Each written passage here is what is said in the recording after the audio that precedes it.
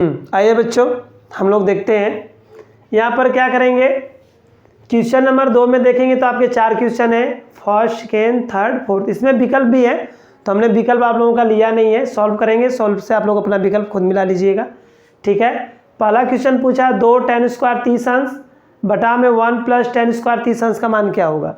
ठीक है, दूसरा क्वेश्चन है 1 - tan स्क्वायर 45 अंश बटे में 1 + tan स्क्वायर 45 अंश का मान क्या होगा।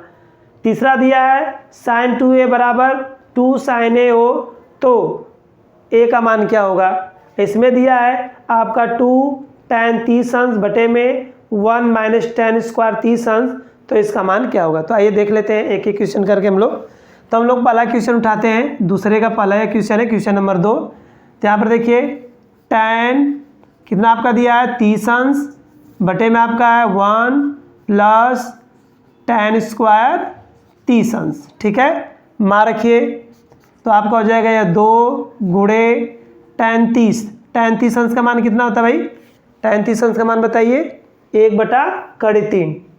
tan 30 अंश का मान हो जाएगा 1/3 बटे में आएंगे 1 प्लस यहाँ पर भी tan 30 अंश का मान वही होगा 1/3 का होल स्क्वायर। सॉल्व करिए, ऊपर गुणा कर लीजिएगा तो आपका हो जाएगा 2/3। नीचे आपका हो जाएगा 1 प्लस 1/3 का वर्ग करेंगे तो 1/3। इसका लसन ले लीजिए, ऊपर जैसे तैसे रहने दीजिए 2/3। तो 3 का इस 1 में गुणा करेंगे तो 3 1 कम 3 और 3 1 4, तो नीचे हो जाएगा आपका 4/3। इसको हल करिए 2/3 गुणे करेंगे हम 3 ऊपर चला जाएगा और ये हो जाएगा बटे में 4, 3/4 कटाइए, या 2 1 कम 2 हो जाएगा, 2 दूना 4।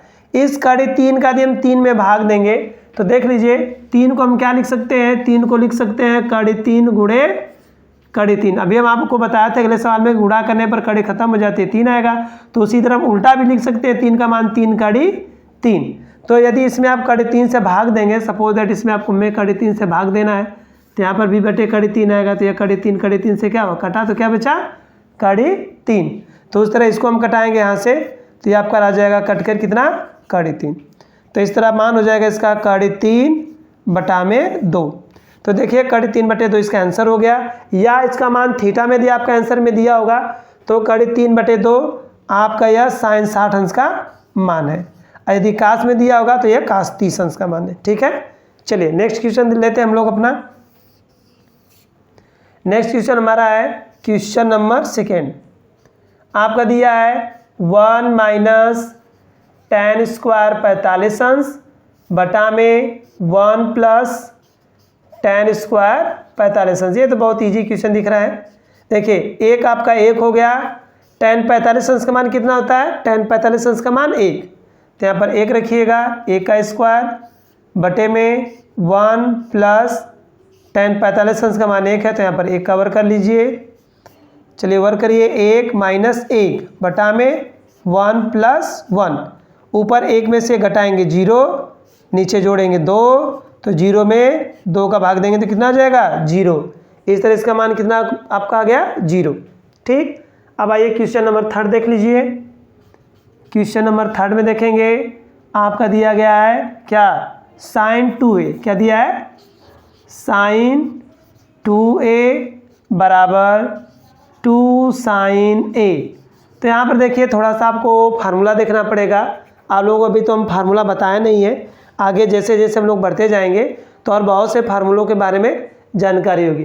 तो यहाँ पर आपका मान sin 2a दे दिया, तो यहाँ पर हमें फार्मूला लिखना पड़ेगा। तो याद रखिएगा sin 2a का फार्मूला होता है 2 sin a × cos a। देखिए इस फार्मूले पर आधारित प्रश्न भी आएंगे, लेकिन हमारा यह अगले चैप्टर में है। तो जब हम लोग अगला चैप्टर स्टार्ट करेंगे तो ये सारा फार्मूला हम आप लोगों को बताएंगे। ठीक है, तो आइए इस फार्मूले का यहाँ पर यूज करिए, लिख लीजिएगा आप लोग। ठीक है, सूत्र क्या लिखिएगा, sin 2a बराबर 2 sin a × cos a। चलिए मान रखिए इसका, तो यहाँ पर यदि हम sin 2a यहाँ पर इसका मान रखते हैं तो हो जाएगा 2 sin a × cos a बराबर आपका हो जाएगा 2 sin a। ठीक है, तो 2 sin a को 2 sin a से क्या करिए, कैंसिल कर लीजिएगा। तो आपका हो जाएगा cos a बराबर कितना, 1, क्योंकि 2 sin a से कैंसिल हुआ है, तो यहाँ से बचा हमारा cos और यहाँ से बचेगा 1, क्योंकि जब भाग देते हैं तो भागफल हमारा 1 आता है ना, इसलिए 1 लिखेंगे।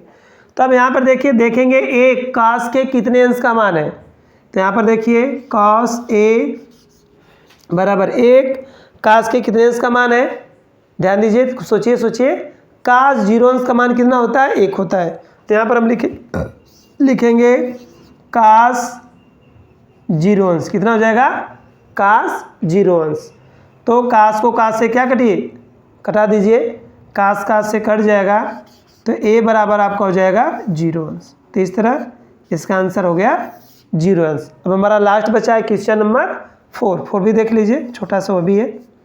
क्या आपका दिया है, 2 tan स्क्वायर 30 अंश बटे में 1 माइनस tan स्क्वायर 30 अंश। तो मान रखिए, ये आपका हो गया 2 गुणे tan 30 अंश का मान निकालेंगे तो ये हो जाएगा आपका 1/3।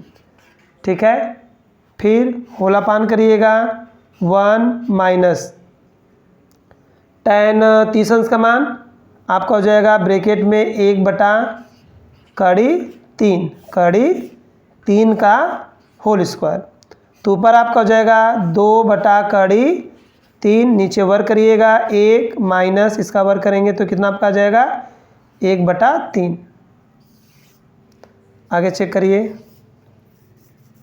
आगे हम हल करेंगे तो हमारा हो जाएगा 2/3 होल अपान, देखिए 3 1 कम 3 में से घटाएंगे तो 2, यहाँ पर हमारा हो गया 2/3। अब इसको चेंज कर लीजिए, 2/3 गुणे करेंगे 3/2, तो 2 से 2 कट गया। यहाँ पर हमने आपको समझाया था उस क्वेश्चन में, क्वेश्चन नंबर पहले में, कि यदि हम 3 में 3 से भाग देते हैं तो कितना आएगा 3, तो इसलिए यहाँ पर भाग देंगे तो हो जाएगा 3। ये हो गया इसका आंसर।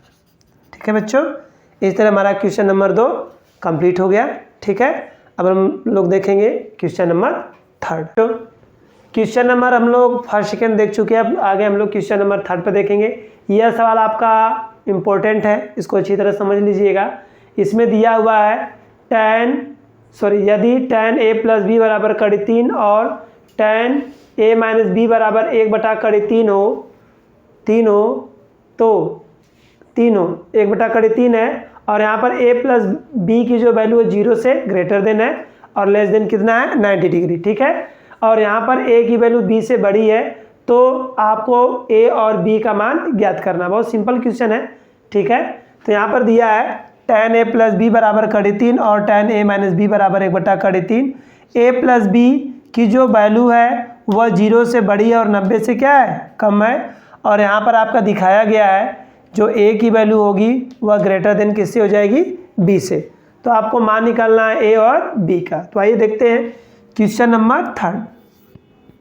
तो लिख लीजिएगा यहाँ पर tan a प्लस बी बराबर लिखिएगा 3।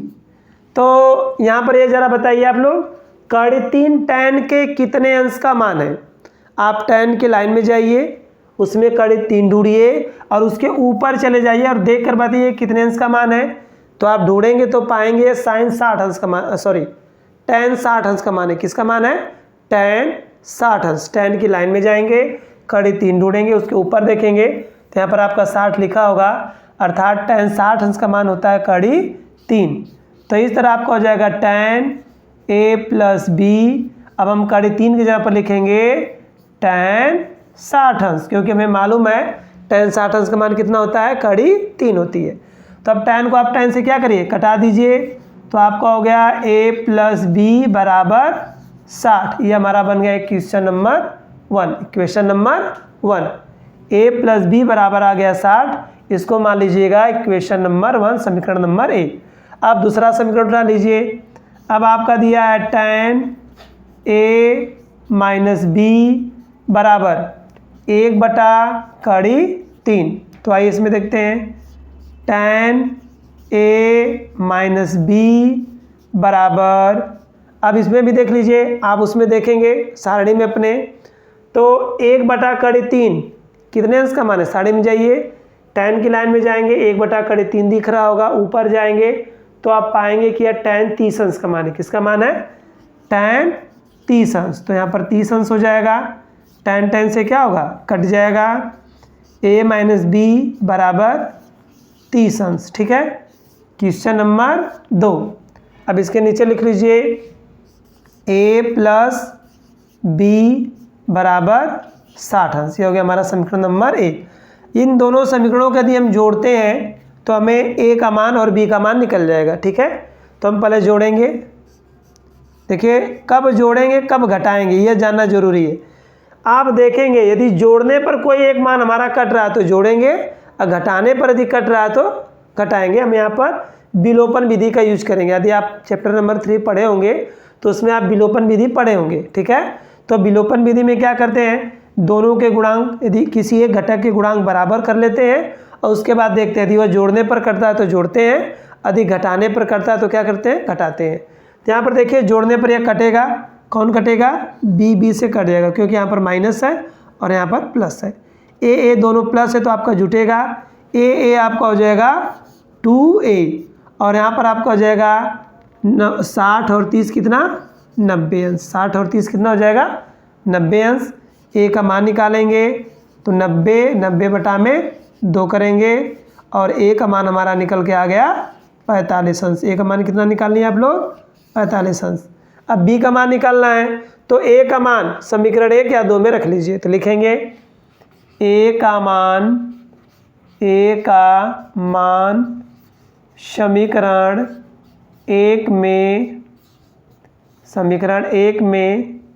रखने पर, समीकरण 1 में रखने पर, समीकरण 1 में रखते हैं तो देखिए समीकरण 1 हमारा क्या है, a प्लस बी है। तो यहाँ पर a का मान रखिए, a का मान आपका हो जाएगा 45 अंश प्लस b बराबर कितना देंगे, 60 अंश। ठीक है, तो यहाँ से b का मान निकालेंगे तो 60 माइनस 45। ठीक है, तो b बराबर घटा लीजिए, 60 में से यदि आप 45 घटाते हैं तो मान कितना आ जाएगा, 15। इस तरह हमारा b का मान भी निकल गया, कितना आ गया, 15 अंश। ठीक है, तो a का मान 45 अंश, b का मान 15 अंश। अब आइए इसे में हम क्वेश्चन नंबर 4 ले रखे हैं। ठीक है, क्वेश्चन नंबर 4 भी देख लें। क्वेश्चन नंबर 4 का हम प्रश्न केवल सत्य असत्य ही लिखे हैं।